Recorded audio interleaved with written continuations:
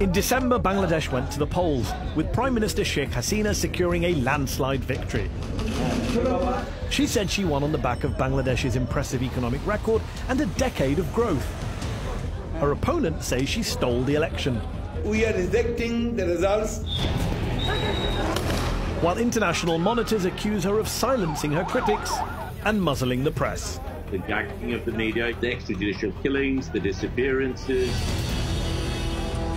So, is Bangladesh becoming a one-party state? And whilst hosting over 1 million Rohingya refugees fleeing Myanmar, how long can and will Bangladesh protect them? I'm Mehdi Hassan, and I've come here to the Oxford Union to go head-to-head with ড.গওহর Rizvi, the International Affairs Advisor to Bangladeshi Prime Minister Sheikh Hasina and a historian and former academic. I'll challenge him on whether democracy is dying in Bangladesh and whether his country should be doing more to help Rohingya refugees.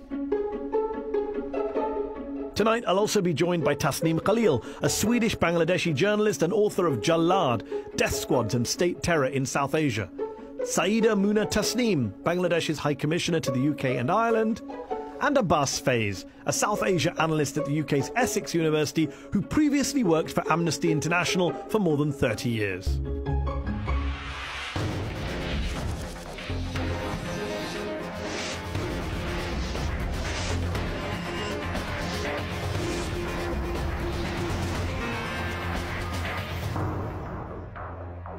Ladies and gentlemen, please welcome ড.গওহর Rizvi. ড.গওহর Rizvi has held senior positions in universities around the world, including Oxford, Harvard, and the University of Virginia. He's worked for the Prime Minister for a decade, and his role is the equivalent to that of a cabinet minister. ড.গওহর Rizvi, following your party, the Awami League's recent landslide election victory in December, it does look more and more like Bangladesh is becoming a one-party state, does it not? I'm surprised that you would say that. This has been said earlier by a number of people. So it's not that surprising? No, but I'm surprised that you said it. Okay. Because as one who has studied politics, you will understand that just because a party has been elected 3 times, it is not a one-party state. The reason you're being called a one-party state is not just because you win lots of elections, as you say, many parties do that. It's the margin by which you win. Just to be clear, of the 300 seats contested in the December election, how many seats did your ruling coalition win in Parliament? 288. 288 out of 300? Yes. How many did the opposition win? Well, let me put this question to you. 288 to 7? Let me put this question to you differently. Give me one good reason why the opposition should have been voted into power. They did not have a manifesto. They were ambivalent whether they will go into an election or not. So you're comfortable with a 96% of the seats? That's what you want? Yes. Sheikh Hasina is now winning the kind of percentage victories that Bashar al-Assad and Kim Jong-un win. 96%. Right. You're comfortable with that in a democracy? No, you're fine with that? No. I think the comparison is totally irrelevant. Here, there was 39 political parties contested in the election. Free and fair elections took place. Large number of international observers were there who saw it for themselves. Who would not vote for a government which has performed so brilliantly by any count? And if you want me, there are many brilliant governments and they win 50, 60, 70%. Okay, you say it's a free and fair election. Let's deal with that point. As you know, the European Union has said there were, quote, significant obstacles which have tainted the electoral campaign and the vote. Transparency International studied 50 constituencies in Bangladesh and found serious irregularities in 47 of them, including fake votes, ballot stuffing, voters barred from entering polling stations. The BBC have footage of a stuffed ballot box in the port city of Chittagong. Are the BBC and Transparency International just making this all up? One of my closest friends is the head of Bangladesh Transparency International. Okay. So I'm not going to impute any... So then deal with the report, 47 out of 50. I would like... No, the Election Commission found irregularities in 15 or 19, I forget the exact number of polling stations. And when you remember, there were 40,000 plus polling stations. So So if 15 or 19... It's not that it's 15 or 19, it's that your friend's organisation looked at 50 seats and 47 of them turned out to have irregularities. I can't do the maths off the top of my head, but that's like 95%. It's like your margin of victory. No, Isn't the problem that Human Rights Watch describes how opposition members have been arrested, killed and even disappeared in the months running up to the election? There was a, quote, atmosphere of fear. 150 opposition members were arrested just 2 weeks before the election. Surely that cripples your election campaign if the government keeps arresting your members. These were people who committed arson and killing in the months of January to March 2015. After that, they went underground. They hid. At the time of the election, they resurfaced. There were allegations, criminal charges against them.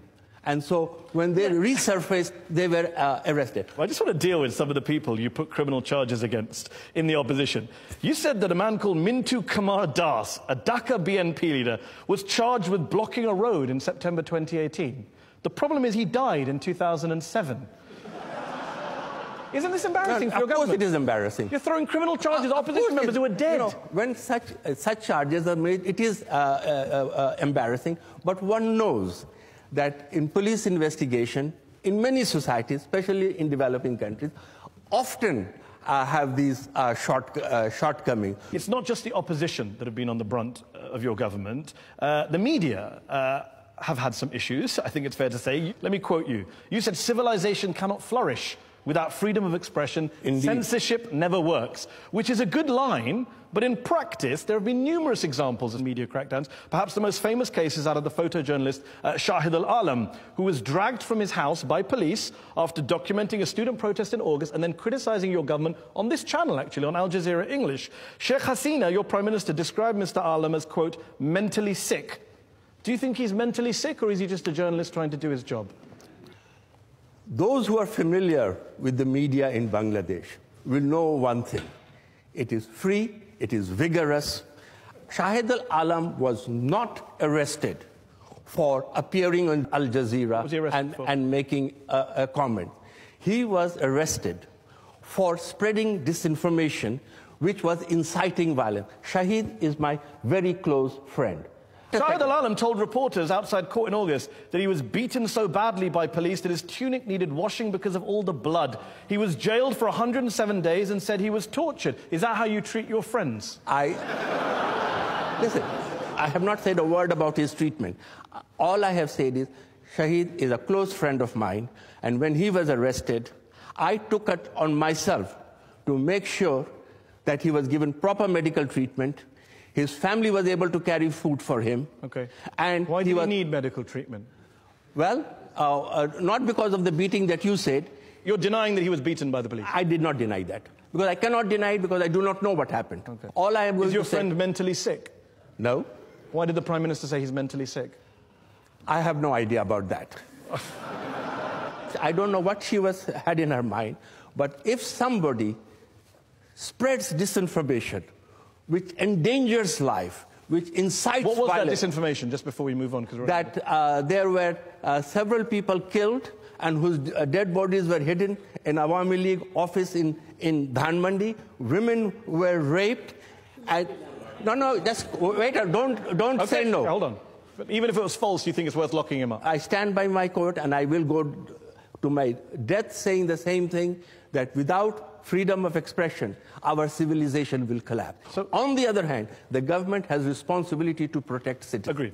Let's bring in our panel, who are waiting patiently to come in here. I'm joined by Tasneem Khalil, a Swedish-Bangladeshi journalist, author of Jallad, Death Squads and State Terror in South Asia. Tasneem, do you think it's fair to say that Sheikh Hasina is turning Bangladesh into a one-party state, into an authoritarian state, as many journalists are claiming, especially in the West?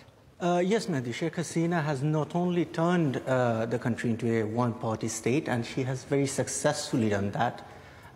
She has very capable advisors like Dr. Rizvi, who would come on international television and very eloquently, try to defend her. But the truth remains that Bangladesh is a country where people are picked up from their homes, they're abducted, they're kept in secret detention. There is a program of enforced disappearances. People are extrajudicially executed. people are imprisoned in thousands. I mean, we saw during the recent elections. And even anyone who the regime thinks that is a problem, they go after him or her with absolute viciousness. And just on his point about free and fair media, everyone in this hall would agree it's a free, fair, vigorous media. You're a journalist, you no longer live in Bangladesh. What's your view? Well, Bangladesh is a country where journalists are beaten mercilessly by the goons of Bangladesh Chhatra League, the student wing of Bangladesh Awami League. We have video footage. Of course, Dr. Rizvi would say, well, 1 or 2 journalists getting beaten up. That's nothing to care about, maybe. But it's a very, very dark situation. Okay, before I bring back in ড.গওহর Rizvi, I'm going to go to Saeeda Muna Tasneem, who's Bangladesh's High Commissioner to the UK and Ireland. When you hear Tasneem speaking there, it's a litany. But thousands behind bars, extrajudicial killings, enforced disappearances. Must make your job quite hard defending the Bangladeshi government here in the West, here in the UK. But Tasneem doesn't even live in Bangladesh, so, you know, he's seeing Bangladesh from outside, just like you're doing. Why doesn't he live in Bangladesh? I have no idea. Okay, well, come so what I'm saying is that Bangladesh definitely, you know, in the history of Bangladesh in press freedom, if you look at the 70s, 80s, 90s and 2000s, even until 2000, there was just one private TV channel. Right now, Sheikh Hasina, between 2009 and 2018, has opened up the media and 32 private TV channels every day, 90 political talk shows. Sheikh Hasina has been criticized left and right. There are newspapers criticizing Sheikh Hasina, and the parliament she's been criticized. So why wouldn't Bangladesh have press freedom? She doesn't need to put anybody's voice down. There are also people being arrested for criticizing her too. A woman, doing a post on Facebook was arrested about That's a fraction. That's a small fraction. That doesn't mean that Bangladesh doesn't have press freedom. Before I bring in Abbas Faiz, Tasneem, very quickly, why don't you live in Bangladesh anymore? As a journalist, I cannot operate independently in the country. I would be abducted, I would be tortured, like Shahidul Alam, my colleague. And when was that? Which period did he leave the country? Before Sheikh Hasina came into office? But he's given many examples as well. Let me bring in Abbas Faiz, a South Asia analyst at the UK's Essex University, previously worked for Amnesty International for more than 30 years. Abbas, Tasneem mentioned enforced disappearances as well, something I'm going to bring ড.গওহর Rizvi back on as well. Can you shed some light on what is going on in Bangladesh with these claims being made about people disappearing? Well, what is happening in Bangladesh under the current government's watch is really very unacceptable. In terms of democracy, all the independent institutions of the state have been weakened. The parliament has become an extension of the government. And all of these things have happened by the support of people, intellectuals like Mr. ড.গওহর Rizvi, who are actually falsifying the nature of the issues. Now, to just go back to the enforced disappearances, the way it happens that a group of plainclothes officers go to the house of the people, they collect them, they take them away, and then the police, the security agencies, and all of those people, they just say that they don't have any knowledge of them. Do you want to respond to Abbas Faiz? I think if you are saying, Abbas, that this is the government policy, I fear you are mistaken. Government does not need to disappear people.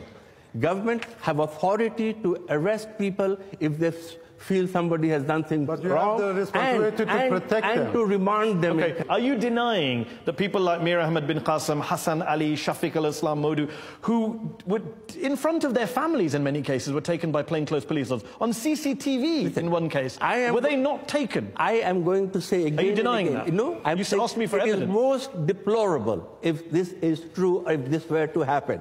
But other names were also given.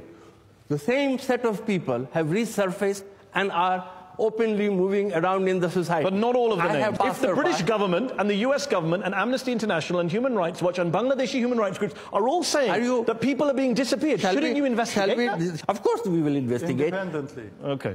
I want to ask you about the War Crimes Tribunal set up in 2010 by the Bangladeshi government to bring justice for the atrocities that were committed during the War of Independence in 1971. First, these tribunals were welcomed by the international community. However, in recent years, the UN, Amnesty International, Human Rights Watch, the International Center for Transitional Justice, they've all raised serious concerns about the fairness of these trials, in particular the use of the death penalty.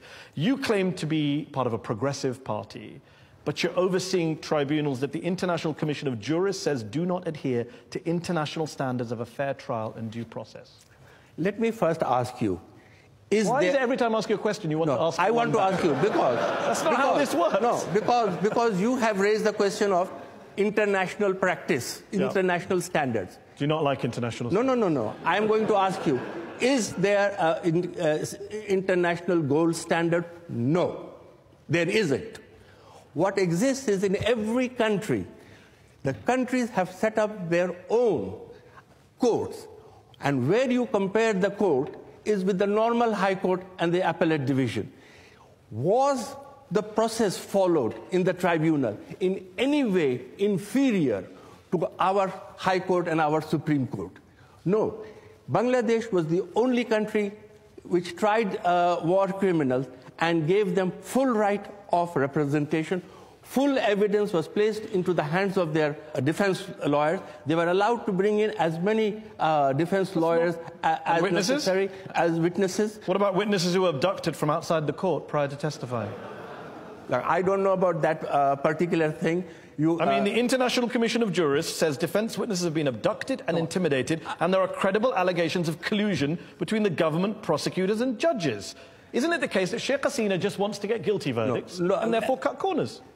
First you tell me it is not of international standards.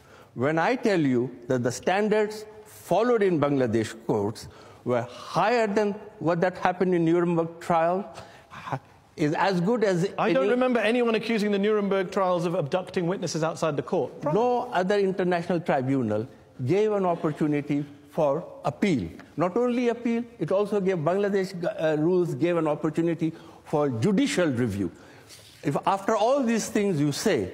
I'm not saying. That these I'm saying were international not fair. jurists are saying it, who know their stuff. Okay, let's move on. There was a lot of opposition between quote-unquote secularists and Islamists in Bangladesh. In just 3 years, between 2013 and 2016, as you know, there were 10 brutal murders of atheist bloggers, as well as other activists. Is there zero tolerance for extremists who kill bloggers from your government? Indeed, yes. Then why did after the death of one blogger, Avijit Roy, in February 2015, why did Sheikh Hasina's son, an advisor to the government, he said your government, quote, can't come out strongly for him as they don't want to be seen as atheists. Another minister, Sharia Alam, said that while these attacks are not acceptable, at the same time we expect people to stop criticizing the Prophet. From a supposedly secular government, that's a pretty intolerant, some would say cowardly approach to the murder of your own citizens. I'm not going to defend the statements made by others. You can ask them.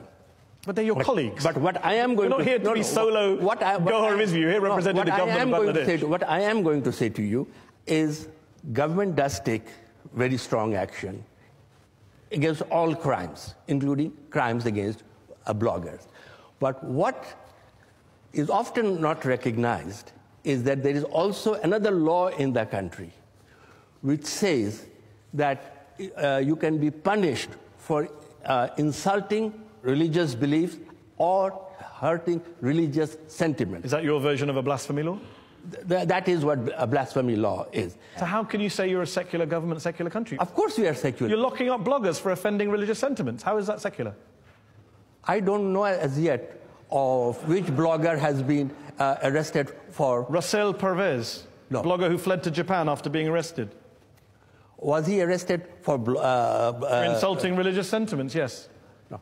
If you are going to incite violence by inciting... No. Come on. There's no incitement. I'm asking you, are you a secular country if you lock up bloggers for offending Islam? Yes or no? I do have to, as a member of the government, say that if public safety is endangered, governments have a responsibility. That's an excuse that many governments use. You say that you're a secular party and secular government. You say your opponents, the BNP, the Bangladesh National Party, are theocratic. You say they're in bed with Jamaat-e-Islami, quote-unquote, Islamists. But some would say that you've gotten into bed with some pretty extreme groups too, the Hifazat-e-Islam movement. You've given in to some of their pretty extreme demands. You even refused your party to condemn them when they recently attacked the education of teenage girls in Bangladesh. Why? Now, maybe compare like with like. Jamaat is a political party. Hifazat-e-Islam is not a political party. Irrelevant to my question. No, it is relevant. No, I was asking about secularism. It is. How are you a secular party if you ally? I am coming to that. Okay. It is a students' movement. So was the Taliban. It's a students' movement. There are 1.4 million students studying in in madrasas controlled by the Hifazat group. The government is trying to bring them out, to modernize their curriculum, to make them employable, to train them in modern sciences and education so that they become employable and keep away from radicalism. No one's saying you shouldn't talk to them. And that's it's what about giving in to their demands. You say that you're modernizing their curriculum. They seem to be having more impact on your curriculum. They asked for 17 stories and poems to be removed from school textbooks. You agreed. They asked to move a female statue representing justice from the Supreme Court. You agreed. They condemned the education of teenage girls. Your minister said that's fine. It's free speech. You're just appeasing them while telling the world you're secular. Does it not bear to reflect on the fact that there are more women today in secondary and primary schools than there are men? Is that a restriction? So do you condemn this group for saying that? You condemn them for saying that teenage girls shouldn't... Our policy is condemning them. No, that's not true. Your Deputy Minister for Education refused to condemn them. He said whoever's made the comment is his personal opinion. I am condemning you. I am condemning. Good to hear. And I am saying that it is exactly against the government policy. Okay, let's go back to our panel. Tasneem Khalil, do you accept that this is about bringing the madrasas and bringing these groups forward, modernizing, getting jobs? What's your position on the relationship between... Hifazat Islam came to prominence back in 2013 after the murder of a blogger, and their demand was capital punishment for anyone who would criticize Islam and atheists. They would carry placards saying that, kill atheists like you would kill dogs and cats. That is Hifazat Islam. And now Sheikh Hasina has been declared as the mother of Qawmi students in Bangladesh who have very questionable ideas. I am not sure how Islamic they are even. Sayyida Muna Tasneem is here, the High Commissioner. What's your response when you hear, for example, it's not just atheist bloggers. There are many minorities in Bangladesh who are upset.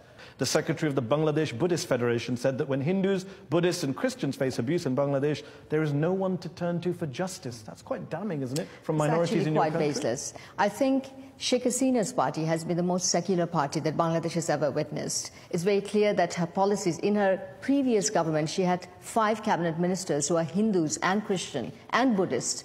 And in this cabinet, she has at least 3 cabinet ministers, full cabinet ministers, who are Hindus and Buddhist. After the Ramu incident, if you recall, Sheikh Hasina has rebuilt 19 Buddhist temples. Has Myanmar built 1 temple, 1 masjid? I mean, if Myanmar is your benchmark for minority treatment, of course not. We're in serious trouble. But it's not just Buddhists, though, is it? It's Buddhist leaders, Hindu leaders, Christian leaders. They're all saying, we feel under fire. I wouldn't agree with that. I wouldn't agree with that. Why does she empower women? She empowers women to marginalize extremist forces. And that is how Bangladesh is doing so well economically. Abbas Faiz is here. What do you make of Gawhar Rizvi's argument that the government has tried its best, and the High Commissioner's argument that has improved things in terms of protections for minorities, protections for atheist bloggers? Is that fair? Have there been massive improvements, do you think, in recent years? Protection from the minorities, no, the government hasn't done enough at all. Let Dr. Rizvi tell me how many people have been tried and convicted for setting fire on the homes of the Christians, for attacking Hindu minorities. Good question. Yes, none have been brought to justice. You have raised a very important issue. Minorities have often been victims of persecutions. But to say that under this government there has been persecution of minorities, please, I urge you to go back to your sources. I urge you to go back to... The most authoritative voice on this is Hindu, Buddhist, Christian Association. They have told me that, exactly. I don't know what they have told you. Okay. They have come to the Prime Minister and they have thanked her. Never in the history of Bangladesh, minorities have enjoyed as much freedom. Just to be clear, what's the number, though? Just what's the number of convictions? That I don't know, but I can tell you one thing. When you are next visiting Dhaka, I will be glad to tell you. All right. On that note, we're going to have to take a break. Do join us on Head to Head for part 2 with Gawhar Rizvi, where we're going to be talking about the Rohingya issue, and we're also going to hear from our very patient audience here in the Oxford Union after the break.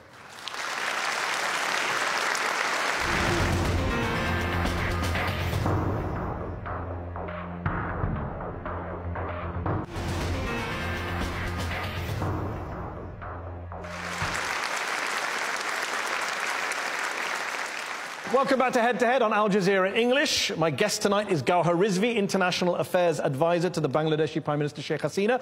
In recent years, ড.গওহর Rizvi, one of the biggest challenges Bangladesh has had to face has not come from the inside but from the outside, from neighbouring Myanmar. More than 1 million Muslim Rohingya refugees have fled into Bangladesh. It's very admirable that your country has taken in so many refugees. But here's what I don't get.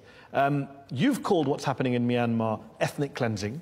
Your boss, the Prime Minister Sheikh Hasina, has called it, quote, tantamount to genocide and crimes against humanity. And yet your solution to the crisis seems to be to try and send the refugees back to Myanmar. It makes no sense, really. That is the end solution, that these people belong to Myanmar, they want to go back home, and they must go home.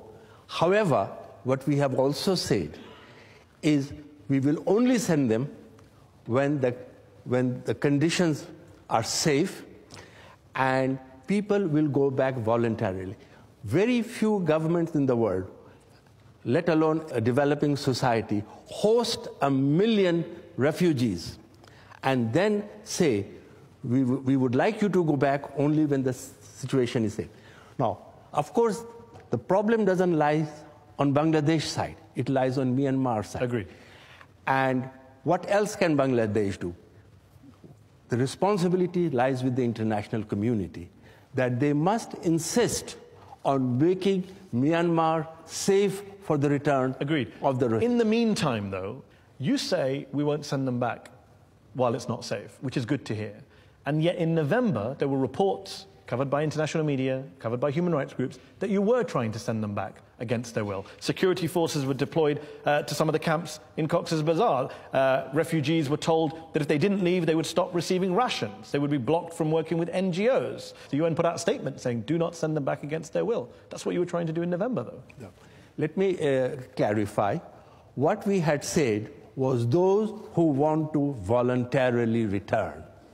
Because Myanmar government criticized us, saying that Bangladesh is preventing the return, forcibly preventing the return of Rohingyas who want to come back. So we said, if those who would like to leave voluntarily may go. People refused to go voluntarily. We did not push out, we did not force. The UN referred to terror and panic in Cox's Bazar at the imminent risk of being sent back against their will.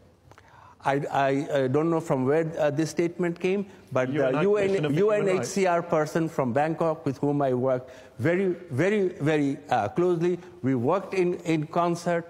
There was never, ever a question of any forcible repatriation. And you stuck, that is the policy of the Bangladeshi government? That is the policy, and this is the policy the Prime Minister has announced again and again, including at the United Nations. There's also a plan right now, I believe, from your government to send thousands of these refugees to a place called Bhasan Char, an island 3 hours from the mainland, which is particularly prone to cyclones and severe flooding. Human rights groups have warned that it could become an island prison. Okay. The whole of coastal region is prone to cyclones, storms, tidal surges. So that island is not anything different from the rest of the coastal belt. Second thing is, on the one hand, we are under an enormous pressure from humanitarian organizations, that there is congestion in these camps. These camps have become unsafe. Create more space for them so that they can live better. We have developed an island, put protections against surges. We have built cyclone shelters there. But most important of all, we have said to these international organizations, go and see it for yourself, and then these people, if they voluntarily, some of them want to be relocated there, they are welcome to be relocated. So The Guardian got footage of the island and what's being built there in November 2018. They found that families will be housed in rooms which measure 2 meters by 2.5 meters, which have small barred windows. It does kind of sound prison-esque. Well, have you been to the Cox's Bazar camp? No. If you had been to that camp, I can assure you, you wouldn't have quoted that. Because that accommodation created in Bhasan Char is far, far superior to the current existence of the temporary shelters in which they are living. Okay, you could allow some other countries to take some of these refugees off your hands, but you don't seem to be letting them. The Bangladeshi government refused exit visas to Rohingya refugee women who had been offered asylum in Canada under a specific program designed to take care of victims of sexual violence. Why would you do that? When did this happen? In 2018. I don't know why this happened, but let me give you a larger explanation. The larger explanation is that there is a fear that if third country settlement begins to happen, and we don't know how many people Canada was willing to take. Yeah. There are 1 million people. If you want to take 50 or 60 people, all it does is it creates hope, those who are left behind in Myanmar, that if you can reach the camps of Bangladesh, you may be resettled in the third. That is the argument. You may refuse it. It's not a good argument. You may reject it. You say that people in Myanmar are facing genocide. If you're facing genocide, you want to get out. It doesn't matter whether you go to Canada or not. Okay, I did not. I'm saying so. I said this is another argument that has been. And what about the argument that you could have let more in earlier? It was admirable to let in 1 million people in the last couple of years, but Rohingya refugees have been fleeing the violence there for years now, as you well know, and yet you were turning them back. Between 2012 and 2016, Bangladeshi border guards were turning away refugees in the hundreds. Many of those people who turned away probably died. Go one step back. We already had 750,000 Rohingya refugees in Bangladesh. They have been there since the mid-1990s. So to say that we turned some back, which country has allowed so many people into their... And I said that's an admirable position. What I'm wondering is, given you've let these people in, given you said they're victims of genocide, in hindsight at least, do you look back, ড.গওহর Rizvi, and say, you know what, I wish we'd let more in earlier. We could have saved more lives. See, what happens is when they came, your border guards, they are trained to prevent people from coming in. That was their reaction. When this came to the high-level decision, I was present in the meeting that day. All the security forces argued that we should hold them back.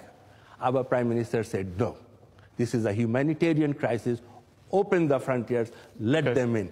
And I think this is the only unique example, possibly Angela Merkel was another, where 1 billion people nearly were allowed in to the country. Fair enough. Let me ask you this, last question before we go to our panel and then the audience. You've said Myanmar should be referred to the International Criminal Court at some future stage. Do you think Aung San Suu Kyi, who I know you know personally, do you think she should face an international tribunal as well for her role in this genocide, or at least her role in denying and covering it up? Whoever is involved should be faced with the International Court of Justice. There is no doubt, because this was premeditated genocide. So you think there could be a case against Aung San Suu Kyi as well? It would be against the entire government or any member of government that aided and abetted in this process. Would you like to see her on trial? Now, you are asking me to comment on a friend, and I always have a soft spot for friends, and I will hold back. Okay. Interesting choice of friends tonight. Let's go to our panel of experts who are waiting here in the Oxford Union. I'm joined by Abbas Faiz, who's a South Asia analyst at UK's Essex University. He previously worked for Amnesty International for more than 30 years. Abbas, as a human rights activist and specialist, how worried are you about the fate of Rohingya refugees in Bangladesh today? What's your view?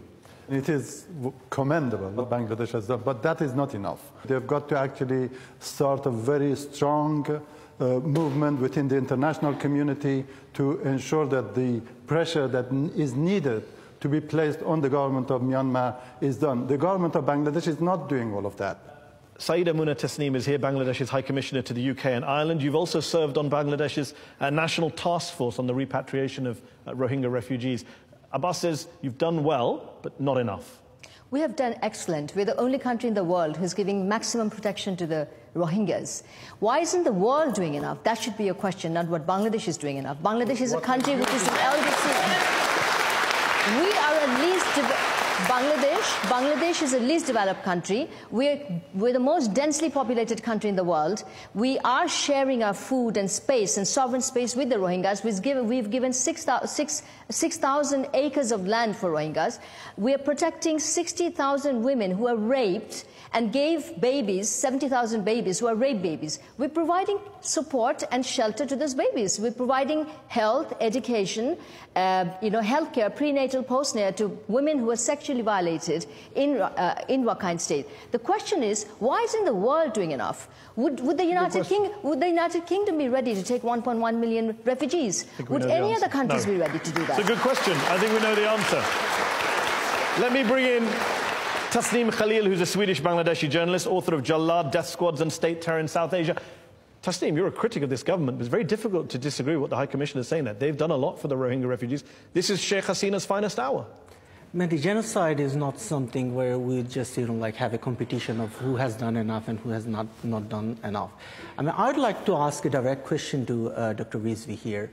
I mean, you say that you want to see Myanmar tried at the International Court of Justice for genocide. You, on record, said it is a genocide. Prime Minister Sheikh Hasina said it's a genocide.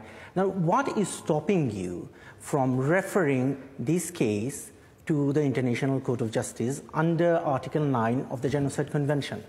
I think the answer is obviously no, we haven't done it. But, a government which has its hand full, training, feeding, providing health care, to say why the government has... Of course we will do. Of course we will do. And thank you. Whatever it needs Thank to you. be done. We're going to wrap this up and let's go to our audience. Raise your hands. I'm going to bring you in as many of you as I can. Let's go to the gentleman here in the front. I represent Ahmed bin Qasim.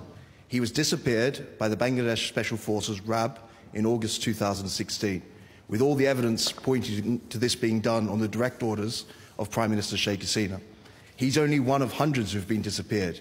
These disappearances have been noted by UN human rights bodies, international human rights organisations, the international press and foreign embassies. When will the Bangladesh government stop pushing the ridiculous line that the disappearances are not happening? And when will these men be released so they can return to their family? When disappearances happen, it is deplorable. But I have also said that this is not a government policy of removing people. So where is his client? I wouldn't know. Since you are the lawyer, you tell us, where is your client? You tell us. Go on, do you want to respond? And with proof. There was credible evidence he was being held in Dhaka cantonment, a military base in the middle of Dhaka.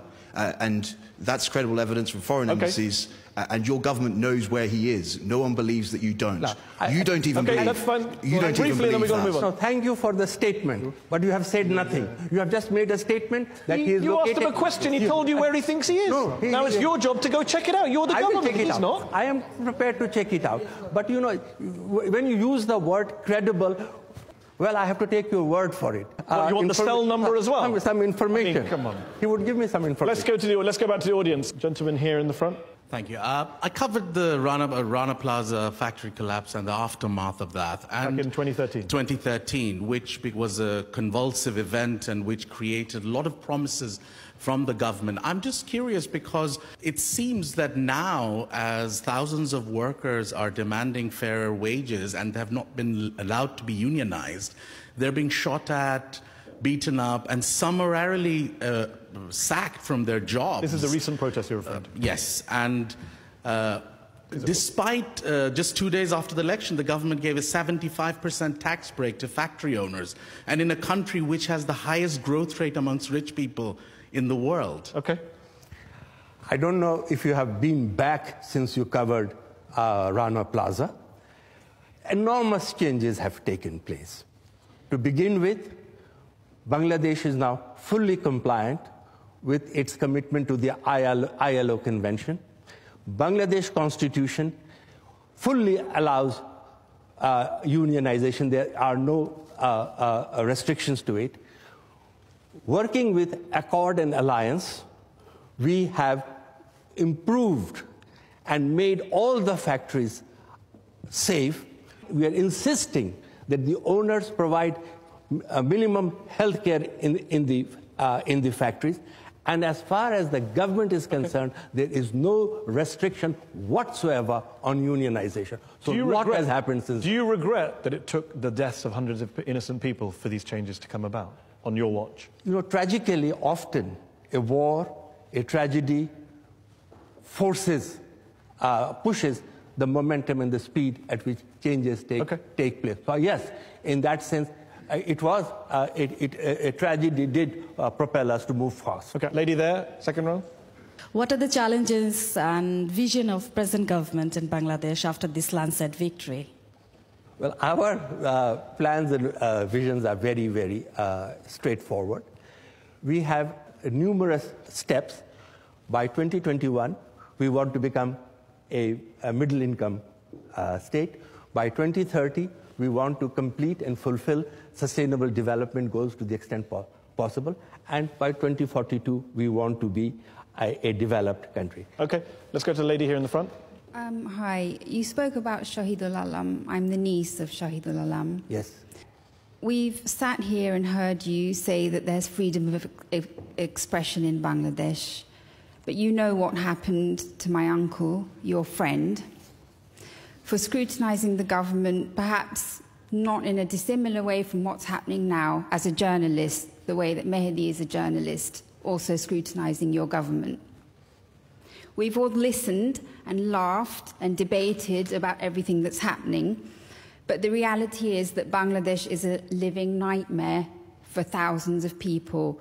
You deny it, but there is torture, extrajudicial killings, disappearances, the ugliest face of the human condition. Okay. And if you're saying that everyone's lying, then I think you're insulting people. I'm asking you as a human being, how do you feel about this? Are you comfortable with this? I'm not asking as a politician, I'm asking you as a human being. I would like to give you a direct answer. I would really like to give you a direct answer. I understand your pain. And I will also say, with great respect to my friend, Shahid, that, and to compare him with what this journalist is doing, asking questions, is unfair. As I said earlier, he was not arrested, and I don't think one should be arrested for his journalistic work, but for spreading disinformation. Second thing I want to say, you just said that life is living hell in Bangladesh. Do you have any idea how the quality of life for millions of people have improved in the last 10 years? How millions of people have moved out of extreme poverty and are living? How Bangladesh has achieved higher social indices in all respect compared to all its neighbors. No one is disputing the economic record, but you are on record. You are on record saying that development is not the same as democracy. You are the same. You are the one who said that. I said these two go hand in hand. Exactly. And you cannot exclude. So I am coming to that. But you said it is living hell for thousands of people. I am telling you, their lives have improved. That is not to say that if there is a breach of human rights, if there is arbitrary arrest of people, that we justify and we applaud. Absolutely not. And that is what I said. The Prime Minister's current agenda, high emphasis is on the question of governance. And when I say governance, it is a shorthand for all the things that all of us aspire to. Full liberty, freedom of expression, a real qualitative improvement in life. Just on her particular question to you personally, as someone who's not a politician your whole life, the majority of your life you haven't been a politician. You're an academic, a scholar, you were teaching people about the world. When you read these reports from academics, from scholars, from human rights activists, all making the same claims about enforced disappearances, crackdowns on the press, torture, it doesn't bother you at all? Of course it bothers me. As I said, it is deplorable if where these things are true. And I also say to you, whenever this information has come to me, and I cannot at this moment divulge names, I have done everything personally, humanly possible to make sure, including in the case of your uncle, which I do not want to say it publicly. Okay, let's go back to the audience. Yes, gentleman here in the tie. Just a direct question to Mr. Rizvi. He is an advisor to the PM. and he's a very intellectual man. But does he call that when there is a crackdown on opposition and there is a extrajudicial killing and enforced disappearances, even the opposition party doesn't have any freedom to gather free assembly or anything, they cannot speak. Is that called democracy in Bangladesh? What has happened was not a crackdown. What happens is, again, this is the law of the land, that if you want to hold a public meeting, you need to secure the permission of the police department so that adequate facilities are provided. But where the difficulty arose, when two parties decide on the same day to hold their meeting in the same venue. Now, which police force in the world will allow two rival parties to assemble in the same... Let's go back to the audience. Dr. Rizvi, you've already answered a couple of questions on the enforced disappearances and some of the other human rights violations, and you've used the term deplorable. Why have you refused to engage with the UN special rapporteurs and working groups when they've tried to engage with you on this issue, and all you do is flatly deny the existence of these? That is true what he said. UN special rapporteurs are on record. Let me ask my colleague. We are working very closely with UN special rapporteurs. Geneva. But have you invited them to visit the country? They always request us to come to the country. We always allow that. And how I don't about know of any record where we didn't allow it. And are you going to take them to some of the prisons we heard mentioned earlier, where some of these people might be Actually, held? UN Special Rapporteur has visited Bangladesh's prison once. It's not a question of inviting them. There have been complaints, there have been requests made by the special rapporteurs that your government has not replied to and not engaged with in any way. Okay, just before we finish, one last couple of questions from me, very quickly. You're an advisor to Sheikh Hasina. You've been for years. You represent her here on the international stage. You know that she's now widely considered by many people, many journalists, many governments, to be leading Bangladesh towards an authoritarian destination. You may not agree with that view, but you know that is the view of many people. Do you feed that view back to her? Does she care? Because there's a quote from her son where he says that she thinks it's a badge of honor to be called authoritarian. Well, no, what he was saying is, Lee Kuan Yew has been called an authoritarian person. The Prime Minister of Malaysia, Mahathir Mohamad, has been called. So he was putting it in that context. My point is this: yes, these things have been said. We have heard it. We have heard it, and we hear it again and again. I think the reality is very different. We have had regular elections, not only at the No, you made this point. I'm asking about her. What is her attitude when you tell her? This is what people say to me. You travel around the world, and people raise these complaints. What do you say to her? She reads newspapers. Yeah. She reads, gets her Does it bother her? Daily briefing, and she knows that this is not what she is. And does it bother you? You're an academic, a scholar, people have a lot of time for you. You've taught at Harvard, Oxford, before you joined this government. Do you ever think, you know what, this is hard work going around defending Sheikh Hasina, time to head back to academia? Yeah. I can tell you one thing. While I would love to do that, let me say to you, I am truly delighted to be able to stand and speak for a person who has qualitatively changed the lives of millions of people in Bangladesh. That is, and as she has promised herself, that she is going to address many of the questions that have been raised. So I think we should applaud her for what she has achieved. We should give her the credit where the credit is due, and to start believing that somewhere in the middle, because some people say she is very good, some people say she is very bad, so we take the middle. No, let's be a little bit more... But you have no plans to retire anytime soon? I'm 70. I'm 70 this year. Well, congratulations. Thank you. And I have writing aspirations, but at the same time, I'm very privileged and honored to serve Sheikh Hasina. ড.গওহর Rizvi, thank you very much for joining me on Head to Head. That's our show. Head to Head will be back next week. Thank you.